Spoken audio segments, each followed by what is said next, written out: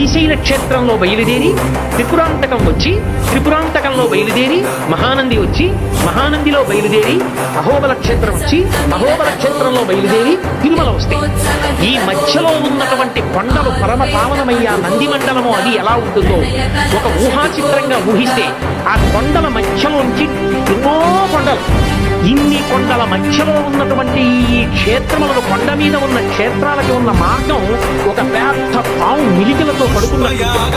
అది వెంకటాచలం దగ్గరికి వచ్చేటప్పటికి పడగలు విప్పి శేషుడు, దాని మీద ఆనంద నిలయం ఒక మణి ఉంటుంది. ఆ మణిలో పరమేశ్వరుడు వెంకటాచలం ఉత్సవమయమాయ్ గోవింద